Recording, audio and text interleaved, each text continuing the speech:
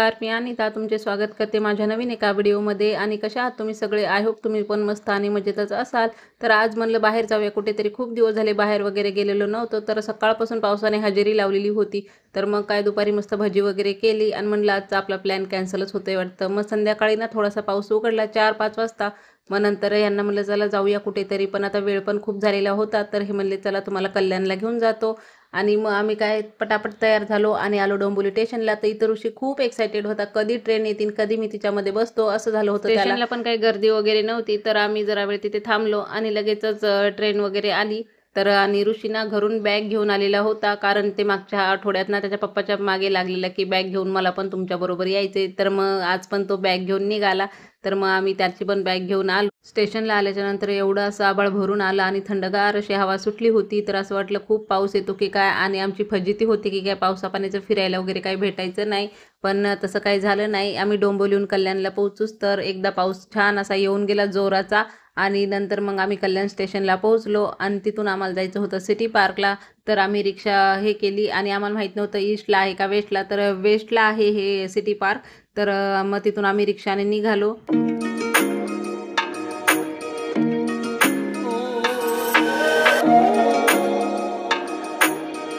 आणि पोहोचलो आम्ही सिटी पार्कला। तर इथे एंट्री फीस पण काहीतरी आहे, मला वाटते 50 का 60, आता डिटेल मला काही माहिती नाही। नंतर मी ते स्क्रीनवरती देईल तुम्हाला किती आहे तर। आणि बघा नंतर आपल्या बॅग वगैरे चेक होतात गेटवरतीच। तर ऋषीची बॅग चेक झाली आणि तो धावतच सुटला आमच्या बॅग वगैरे चेक होईपर्यंत। तो काही थांबायचं नावच घेत नव्हता, एवढा खुश होता, एवढा खुश होता काय सांगणार की बस। आणि पाऊस पण येऊन गेलेला होता, तर पूर्ण असं पाणी पाणी झालेलं होतं बघा। आतमध्ये एंट्री केल्याबरोबर हा पूर्ण फ्रीवाला एरिया आहे मुलांना खेळण्यासाठी।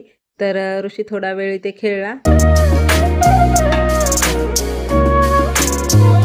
नंतर आम्ही आलो दुसऱ्या साईडला। तर इथे ना प्ले झोन एरिया बनवलेला आहे 3 ते 14 वर्षांच्या मुलांसाठी।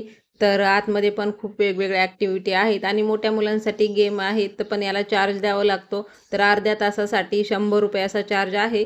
तर आतमध्ये वेगवेगळ्या ॲक्टिव्हिटी वगैरे आहेत, आपण पाहिजे तेवढं आतमध्ये खेळू शकतो। नंतर आणि पेरेंट्स पण अलाउड आहेत आतमध्ये। आणि आज सॅटरडे होता तर गर्दी वगैरे काही नव्हती। आणि हे बघा स्क्वेअर कट केलेले आहे स्पंजचे, आणि याच्यामध्ये जायचं बॉक्सिंग वगैरे करायची। पण ऋषीची हाईट कमी असल्यामुळे त्याला इथे काही जमत नव्हतं, म्हणतो इथे जास्त वेळ काही थांबला वगैरे नाही। आणि मुलं पण नव्हते आतमध्ये जास्त खेळायला, नाही तर त्याने अजून एन्जॉय केलं असतं आणि इथे खेळेल असं वाटलं होतं। पण इथे पण कोण नव्हतं, एकटाच होता तो। 2-4 उड्या मारल्याने लगेच आला, नको म्हणला मम्मी मला। त्याला फक्त ह्या बॉलमध्ये आणि स्लाईडवरती खेळायला जास्त आवडत होतं, आणि वरती काहीतरी असं ब्रिज बनवल्यासारखं होतं त्याच्यामध्ये तो सारखा फिरायचा। तर चला, ते लहान आणि मोठ्या दोन्ही मुलांसाठी वेगवेगळ्या ॲक्टिव्हिटी आहेत। आता रुद्रसारख्या मुलांना सायकलिंग जर करायला आवडत असेल तर त्यांच्यासाठी सायकलिंग करायला पण आहे, इलेक्ट्रॉनिक सायकल आहे। आम्ही विचारलं होतं तुला सायकलिंग करायची का, तो म्हणला मम्मी मला सायकलिंग नको, मला व्हिडिओ गेम खेळायचा। तर तो इथे व्हिडिओ गेम खेळत होता। तर त्याचे पप्पा त्याच्याबरोबर थांबलेले होते आणि मी ऋषी बरोबर आतमध्ये होते। तर रुद्र मस्तपैकी असा व्हिडिओ गेम खेळत होता, नाही तर त्याला खरंच खूप बोर झालं असतं। आणि ऋषीचा अर्धा तास होतं त्याला कळालं नसतं की आता मी इथे नेमकं करू काय, तर कंटाळून गेला असता बसून बसून। आणि नंतर मग आम्ही निघालो आता पुढे पुढे काय हे बघण्यासाठी। तर बराच मोठा पार्क आहे, ते फिरावं लागतं। तर बघा पावसाने कसं झालं होतं, ओलं ओलं पण छान हिरवगार असं दिसत होतं।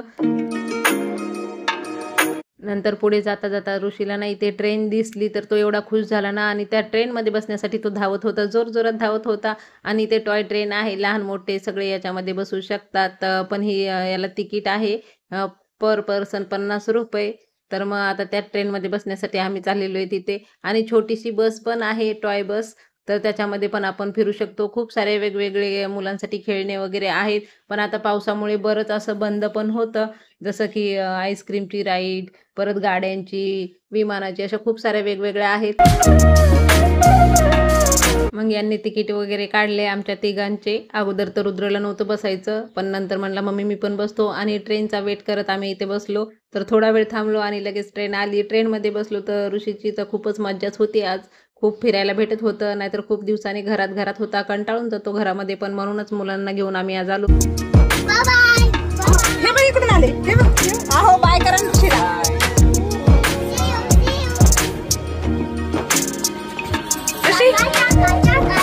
पप्पाला बाय कर।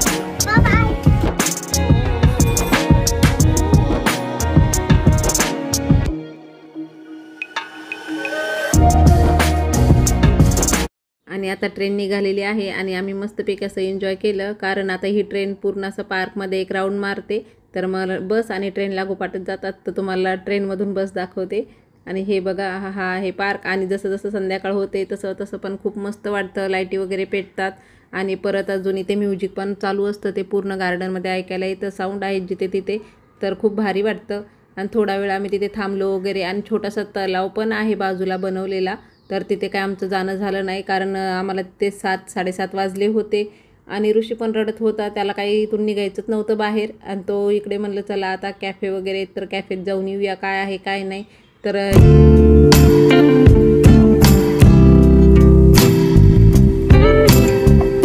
मग इथे आलो आणि ऋषीला ज्यूस घेतलं आणि रुद्रसाठी पिझ्झा ऑर्डर केला. इथे होतं तर तसं खूप काही होतं, पण इथे ऋषी बसला तरी रडतच होता, कारण त्याला ते समोर दिसत होतं, बाजूला स्लाईड होत्या, गेम होते खूप सारे, तर त्याला तिथेच जायचं होतं. म्हणून आम्ही इथे काही ऑर्डर वगैरे केलं नाही. रुद्रने फक्त तेवढा पिझ्झा घेतला आणि आम्ही तिथून निघालो. पार्क पण खूप मोठा होता आणि ऋषीला घेऊन घेऊन कंटाळून गेलो होतो. आणि डोंबिवलीला गेलो नंतर आम्ही आणि जेवणच जायचं ठरवलं, कारण घरी जेवण वगैरे काही नव्हतं आणि खूप उशीर पण झालेला होता, कधी जाणार कधी बनवणार. आणि नंतर मग डोंबिवलीला गेल्याच्यानंतर एका हॉटेलमध्ये गेलो आणि तिथे ना फिश टँक होता, ते बघत बघत ऋषीनं मस्त जेवण केलं आणि आम्ही बाहेरूनच जेवण गेलो. तर आणि हा आहे आमचा एक फोटो, त्या तलावाजवळचा, पाठीमागे तलाव आहे, खूप मस्त आहे.